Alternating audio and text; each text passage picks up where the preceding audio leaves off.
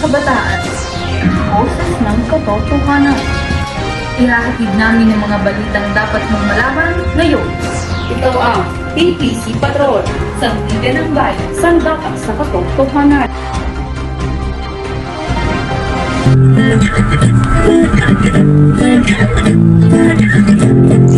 Boses ng bayan, halong kabataan, balitang katotohanan. Boses ng bayan, halong kabataan, ito ang PPC Patrol. Let's go sunod.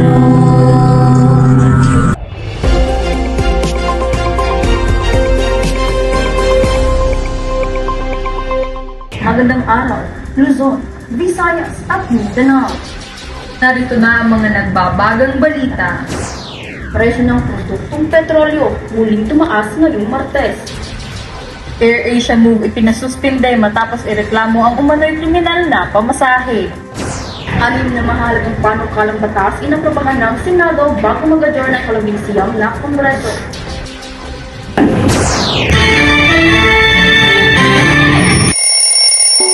Oras, 5 minuto bago mag-alas 4 ng hapon.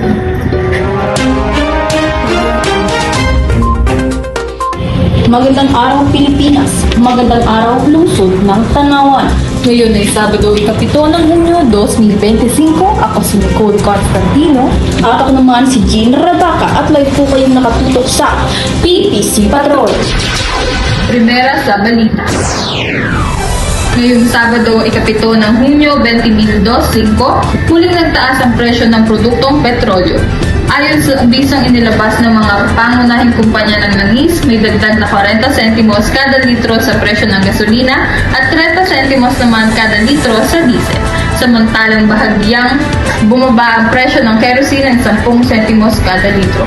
Ang nasabing pagtaas ay bumunsod pa rin ng paggalaw ng presyo sa pandaigdigang merkado, partikular sa pagtaas ng demand habang papalapit ang tag-init sa kanlurang bahagi ng mundo. Dahil dito, muling magtitipid ang ilang motorista at operator ng pampublikong sasakyan. May ilan na rin umaaray sa epekto nito sa presyo ng bilihin at pamasahe. Ang DOE o Department of Energy ay patuloy namang nananawagan ng kooperasyon at pangunawa habang sinisilip na rin nila ang posibilidad ng pagpapatupad ng Oil Price Stabilization Program kung kinakailangan.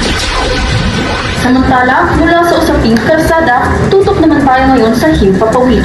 Isang popular na airline booking app ang pansamantalang ipinasuspinde ng gobyerno dahil sa umunoy kriminal na presyo ng pangmasahe. Para sa buong detalye, narito si Kate Tanago.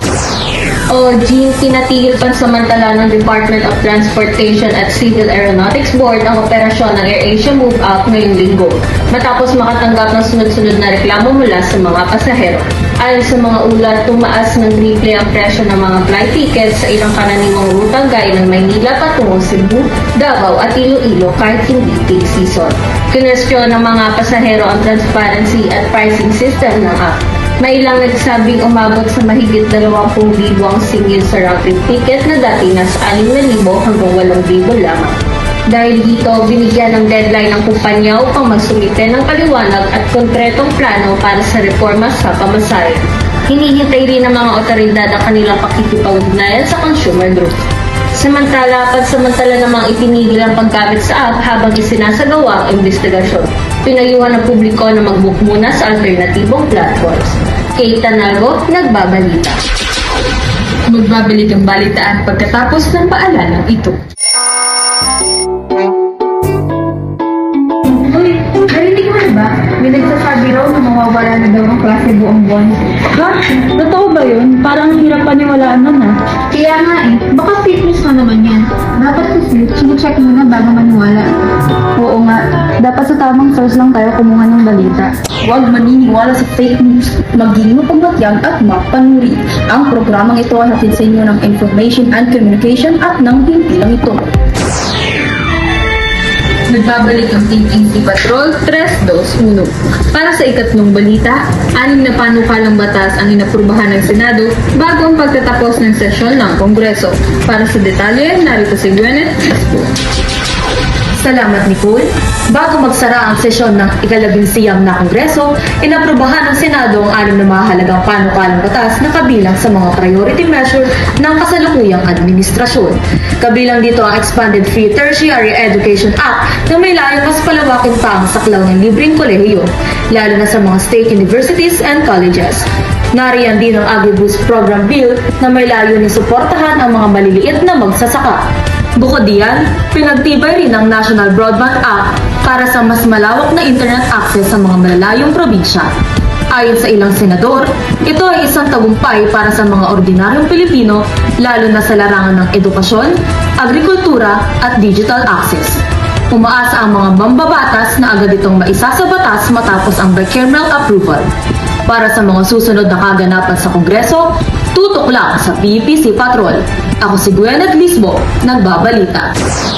Yan po ang 5 minutong pagbabalita mula sa Estasyon B lamang naghahatid ng balitang sariwa, hindi mga balitang tumatatak din sa inyong mga puso at diwa. Ito ang inyong tagapag-ugnay at laging inyong kaagapay, Jean Prabaca. Ako naman si Nicole Constantino, ang inyong lingkod sa Boses ng Kabataan, Tinig ng Katotohanan.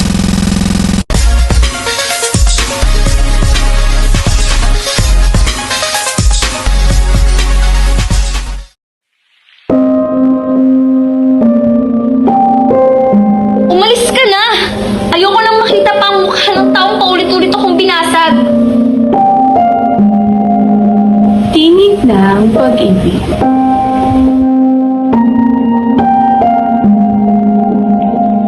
Magandang hapon mga kaibigan. Ako po si Kuya Hart, ang inyong tagapagdala ng mga kwentong mula sa puso. Dito lang sa Tinig ng Pag-ibig. isang oras na naman ng pagmumuni-muni, pag-ibig at paglihim na damdaming matagal ng kinikimkim. Sa programang ito, bawat tinig ay may kwento. Bawat kwento ay may pag-asa. Ngayong hapon, samahan niyo akong muling pakinggan ang panibagong kabanata ng pag-ibig at pagdurusa. Isang kwentong hindi malimutan. Ito ang Tahimik na Sigaw. Isang sigaw na hindi naririnig pero tumatagos sa damdamin. Dito sa Tinig ng Pag-ibig, walang lihim ang hindi lumalabas. At sa bawat kwento, may aral, may pag-asa, may puso. Kaya ihanda ng inyong damdamin dahil magsisimula na ang kwento. Magandang araw, mga tagapakinig. Panibagong araw, panibagong kwento na naman ang ating babasahin. Mga kwentong puno ng emosyon at aral na siguradong tatagos sa ating puso araw-araw. Ngayong araw, samahan niyo ako sa isang kwento ng pananahimik, paglaban at paghilom. Ito ay kwento ni Lara, isang biktima na unti-unting natutong lumaban para sa kanyang sariling karapatan. Sa dilim ng pang-aabusong natamo, hahanapin niya ang liwanag ng karapatan at pag-asa.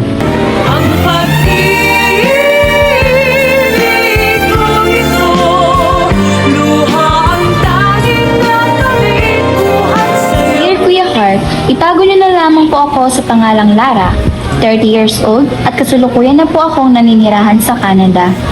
Nung sinimulan kong isulat ang naging buhay ko sa Pilipinas, nagbalik ang puot at sakit na nararamdaman ko pagkatapos ng naranasan ko 5 taon ng kadiliman sa piling ng akala ko tamang tao na napangasawa ko. Congrats to our newlyweds, Lara and Seb. Masaya ako noon, sobra. Akala ko yun ang araw na yun magiging simula ng habang buhay naming dalawa. Pero nagkamali ako. Nagkamali ako ng piliin kong maniwala sa mga salitang matamis pero hungkag. Bakit ba hindi ko pinansin ang mga senyales? Bakit ko binawala ang mga kilos niyang paunti-unti naglalayo sa akin? Siguro ganun na lang talaga ako kasabik. Sabik na makasama siya. Sabik ipakita kung gaano ko siya kamahal. Pero kahit ganoon mo kamahal ang isang tao, mapapagod ka rin. Mapapagod kang maging bulag. Mapapagod kang umasa na hindi niya na mauulit-ulitin. At darating ang araw, kahit ayaw mo pa, matutunan mong piliin ang sarili mo.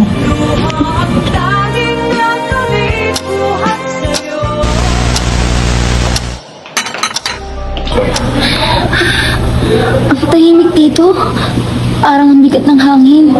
Ano bang meron sa gabing ito na hindi ko maramdaman dati? Hindi ko alam kung anong gagawin ko kung may mangyayaring masama. Bakit ba parang lahat ng takot ko nagsisiksikan sa dibdib ko ngayon? Sana lang, mawala na tong pakiramdam na to. Pero, teka, may narinig pa akong tunog? O utak ko lang to? Hindi. Masyado na akong kinakabahan. Kailangan kong kumalma. Pero paano? Lahat pa ng pangarap ko mauubos na lang ba sa isang gabi? Lara, nasaan ang ulam? Ilang beses ko bang sasabihin sa'yo na pagdating ko dapat nakahain yan sa harap ko? Itong bahay, sabi ko di ba maglinis ka? Pasensya na, Sid. Ihahain ko na. Makaligtaan ko lamang dahil naasikaso ko pa ang anak natin. At may tinatap. Ah! Pagdadahilan ka pa ha? Ang sabihin mo, napapatelebabad ka dyan sa telepono mo, kausap ang mga lalaki mo ano? Wala ako! Huwag mo akong subukan, Lara. Sa labas, tahimik ang bahay namin. Parang ang payapa ng boyfriend. Pero pagpasok ko sa loob, iba ang kwento. Huwag mo marinig ang imig ng photo. Mga sigaw ang gusto kong ilabas, pero hindi marinig ng kahit sino. Mga tao ng tulog, na pumipigil sa bibig ko. Parang nilulunod ako ng katahimikan. Kahit na ang mundo sa labas ay tila walang gulong. Dito sa loob, sumisigaw ang damdamin ko. Pero wala naman talagang nakakarinig. Ako lang ang nakakaalam kung gaano kalakas yung sigaw nito. Pero vintage ito na ito.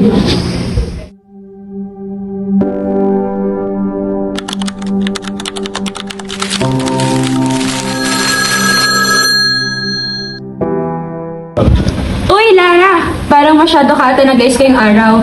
May date ka kasama Mr. mo after work, no? Uy, ikaw ah! Hindi na lamang ang sinukli ko sa biro yung iyon. Dahil ang mga makeup na nakikita nila sa bawat parte ng mukha ko ay isang paraan para takpan ang mga katotohanan na hindi ako madaling pinagpanan.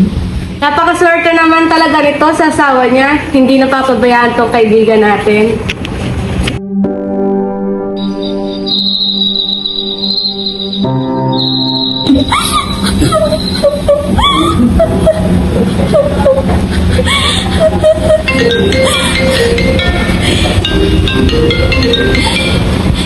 Hello? Lara, pasensya na sa abala. Gusto ko lang ipaalala na bukas ang presentasyon mo para sa malaking proyekto natin. Tanungin ko lang sana kung handa ka na. Opo. Sa katunayan po, excited ako para sa proyektong to. Aray! Aray ko, ano ba, Sip? Sino naman kausap mo? At para excited na excited ka? Trabaho yan, Sip. Kailan mo ba ako titigilan sa mga hinala mo? Trabaho? O may tinatrabaho ka? Lara! Buksan mo yan! Huwag kang tatakbo! Ayoko na, Sip! Sobra na to! Hindi mo na ako pwedeng saktan! Buksan mo! Kailangan nating mag-usap! Hindi ko kaya to! Bakit mo ginagawa to sa akin? Hindi ako ang kalaban mo! Pakiusap, Sip! Tigilan mo na!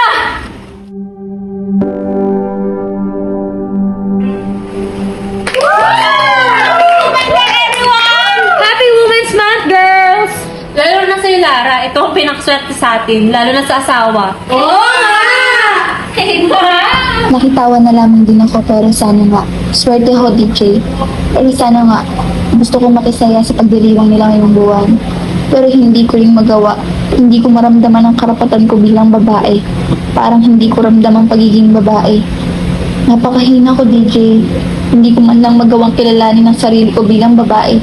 Dahil kahit nung nanganak ako, binaliwala ko lang din ng lahat ng sakit. Binaliwala ko lang din ang lahat ng sakit dahil babae ako at kailangan ko pagdaanan to.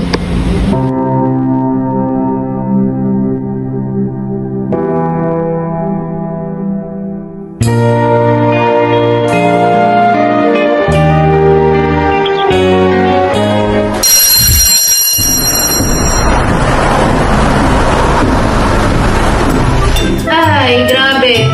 Walang tulog sa thesis tapos may quiz pa? Gusto ko lang ng pahinga at milk tea. Girl, tara sa coffee. Go lang sa tabi ng STI. May espresso milk tea sila. The perfect pang-gising. Sa coffee, tambay, kape, milk tea, equals comfort. Try mo na ang bestseller nila Spanish Latte o Wintermelon Milk Tea. Coffee? Swak sa budget. Swak sa lasang estudyante. Hanap mo ba break? Coffee na yan!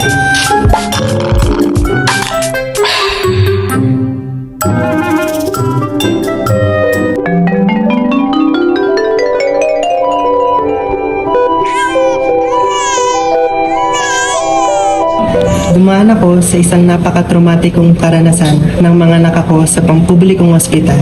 Mag-isa, sa loob ng ilang oras, ang sakit na nararamdaman. Na inuulit kada 5 minuto ang sakit. Namimilipit sa isang maruming kama na may dugong hindi akin. Walang kasamang asawa dahil hindi niya may iwan ang trabaho niya at ang nanay ko naman ay luluwas pa. Walang kamay nakakapit, walang mata na titingin sa akin may mamalasakit.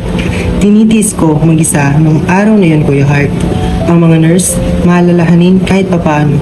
Pero ang mga doktor, parang kasalanan ko pa na ako'y nasasaktan. Dok! Masakit na po, hindi ko na po kaya. Ayan na naman, arte na naman. Masakit talaga yan. Kung ayaw mo ng sakit, sana hindi ka nagbuntis. Po, pasensya na po, sobrang talaga. Sakit na po ako.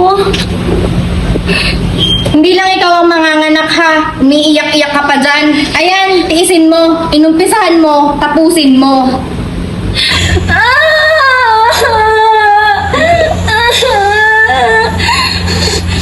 Wala man lang kahit isa na makakasakit.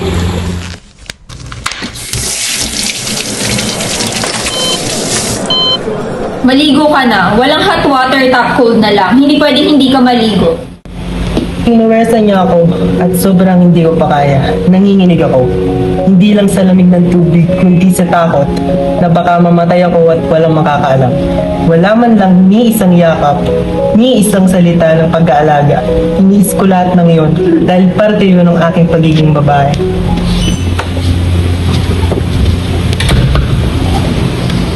Lara, ayos ka na? Bakit ngayon ka lang? Ayoko na dito.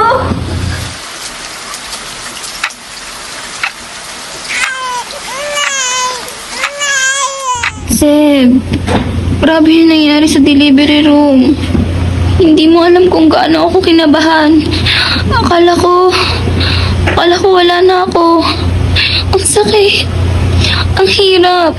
Tapos yung doktor, parang wala akong halaga. Parang basura lang ako ron. Okay lang yan. Tapos na naman, di ba? Okay lang yan? Seb, seryoso ka ba? Lahat tiniis ko. Lahat ng sakit. Hindi mo ako niyakap. Hindi mo ako tinignan na may pag-aalala. Wala ba talagang halaga lahat ng yun sa'yo? Huwag mo nga simulan dito, Lara. Hina mo na nga, puro drama pa.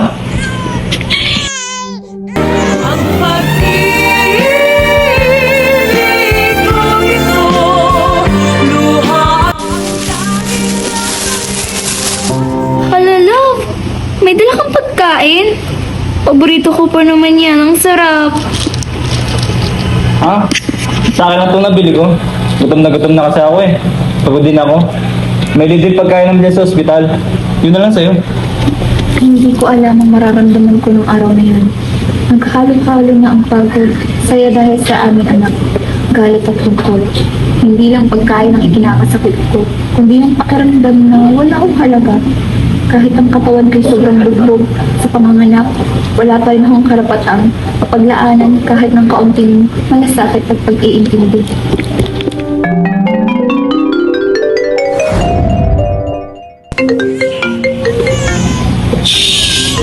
Anak, wait lang ha, may tumatawag kay mama. Baka si boss ko about sa proposal ko. Nasaan na kasi yung tatay mo, gabing-gabi na. Ha? Si Nika? Bakit kaya? Hello? Girl, may nakita ako. Di ka makapaniwala. Si Seb may kasama babae sa mall, holding hands pa. Hindi ba't kilala mo yung kasama niya? Ha? Paano? Hello? Lara? Nandyan ka pa ba?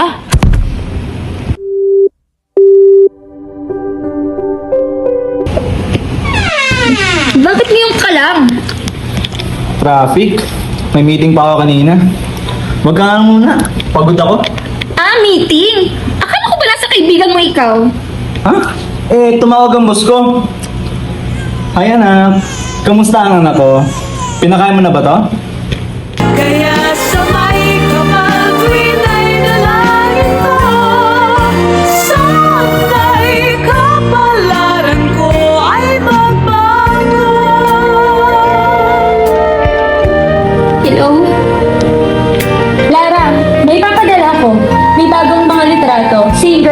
malinis. Sige, salamat, Mika. Oh, anong ulam? May bago ka na naman pinuntahan, di ba? Ha? Ano naman to? Walang ebidensya. Meron! May litrato, may location set. Ilang beses na! Lara, pagod ako. Tigilan mo na yung drama mo.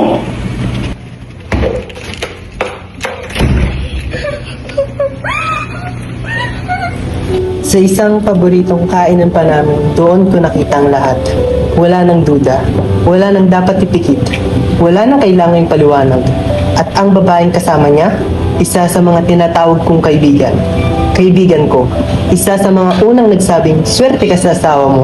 Siya rin pala ang dahilan kung bakit araw-araw akong sinumpa ng mundo. Ang saya niyo, ah! Lara, anong ginagawa mo dito? Hindi ko alam, Seb. Tanungin mo sa sarili mo. Anong ginagawa mo rito? At kasama siya habang ako at nanay ko hindi magkaintindi sa pag-aalaga sa anak natin. Tapos ikaw, andito ka? Lara, hindi mo na Tama ka! Gay na! Hindi ko naiintindihan. Hindi ko naiintindihan kung paano mo nagawa sa akin sarili mong kaibigan mo. Sinasabi mo pang ang swerte ko? Yung pala pinupoint mo ang swerte ko nasa'yo? Lara, hindi mo alam mga pinagdadaanan ko. Hindi ka rin naman kagaya ng dati.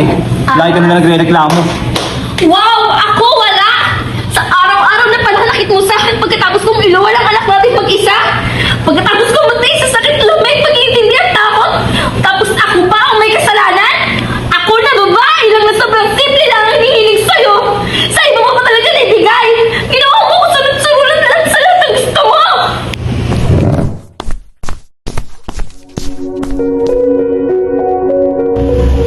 Umalis ka na. Ayoko nang makita pang pagmumukha ng taong paulit-ulit akong binasag.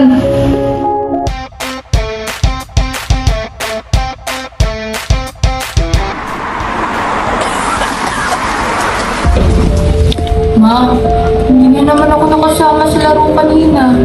Sabi nila, ang hina ako raw. Anak, pasensya na ha. Hindi pa kasi kita nabibila ng vitamins mo. Gusto ko lang naman kung lumakas pa. Para hindi nila ako tawagin lang pa. Huwag hayaang maging hadlang ang kahinaan. Bigyan ng sapat na proteksyon ang katawan ng buong pamilya. Sa bawat inom ng Vitalakas, may vitamin C, zinc at iron para sa panlaban sa sakit at panlakas ng katawan. Lakas ko'y bumalik. Salamat kay Talakas. Healthy na masaya pa. Salamat kay Mama. Vitalakas, kalusugan mo, di pababayaan. Sa bawat inom, ay panalang proteksyon.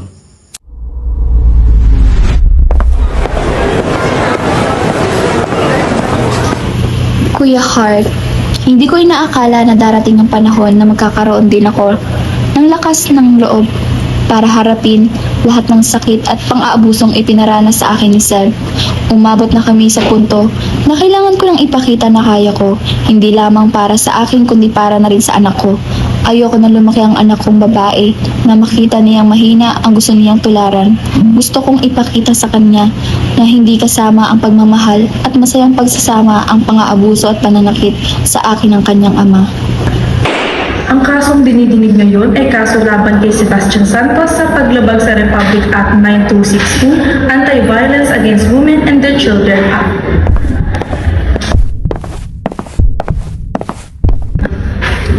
Maaari na kayong magsalita, Mrs. Santos.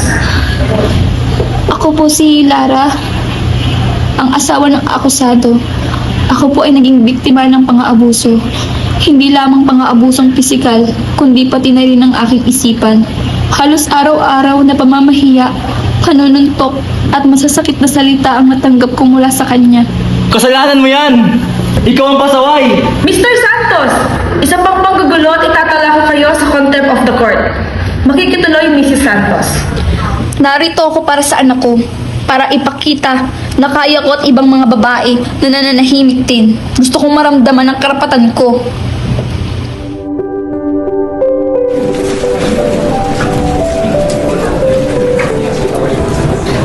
Matapos ang maingat na pagsusuri ng mga ebidensya at testimonya, ang hukuman ay nagpasya na si Sebastian Santos ay guilty sa kasong isinampa sa kanya. Pang-aabuso ng asawa, hindi lamang pisikal na pananakit, kundi na rin ang pagdudulot ng psychological na epekto at trauma sa kanyang asawa at sa kanyang anak. Sinungaling!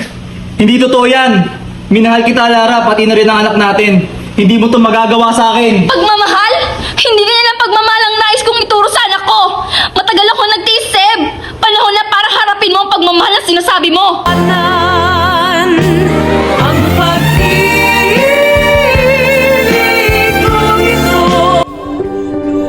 Sa mabas malaya na ako. Malaya ka na, Lara. Proud kami sa'yo sa pagtayo mo para sa iyong mga anak. Ano plano mo ngayon? Siyempre, tutuloy ang pagiging nanay ko. Hindi ko naman kailangan ng asawa na katulad ni Seb para mapalaki ang anak ko. Kaya ko na. Kaya ko. Tinig ng pag-ibig.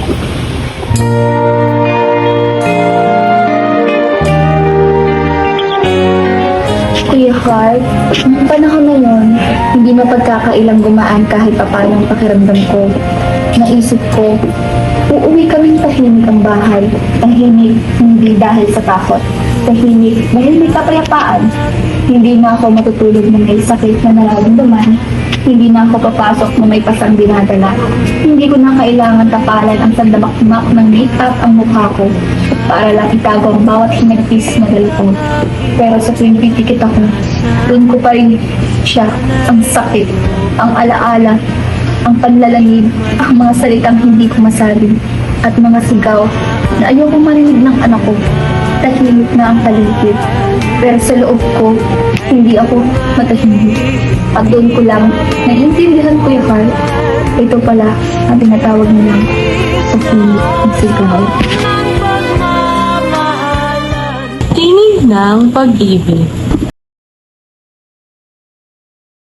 Ang akala ko'y walang hangganan. Ang pag-ibig kong ito, luha ang tanging gagawin buhat sa'yo. Kaya sa may kapal tuwin ay dalangin ko, sana'y kapalaran ko ay magbago. Sa unang pagkakataon, ang tinig ni Lara ay hindi lang narinig, kundi pinakinggan. At sa araw din na yun, isang bahagi ng kanyang pagkatawang muling nabuo. Ang kwento ni Lara ay hindi katang-isip. Ang kwento ni Lara ay kwento rin ng libu-libong babae, nanay, anak, asawa o kaibigan. Maaring isa sa kanila ay tahimik na laban na kinakaharap sa kanilang tahanan. Ang karahasan, mapapisikal man, emosyonal o psikologikal, ay hindi kailanman dapat ituring na normal. Kung ikaw man ay katulad ni Lara o may kakilala na nasa parehong kalagayan, huwag kang matakot, huwag kang mahiya. May mga handang makinig, may batas na nagtatanggol, at may pag-asa sa dulo ng bawat paghihinagpis. Tumawag sa 1343, ang helpline para sa violence against women. Maaari rin lumapit sa pinakamalapit na Women's Desk, Barangay, or Shelter Center. Tandaan mo, hindi ka nag-iisa, hindi mo kasalanan, at higit sa lahat, may karapatan ka, malaya, buo, at may tangan. Hanggang sa muli, ako si DJ Hart, at ito ang Tinig ng Pag-ibig. Mag-ingat kayo at ipagpatuloy natin ang laban para sa karapatan at katarungan. Magandang araw sa inyong lahat.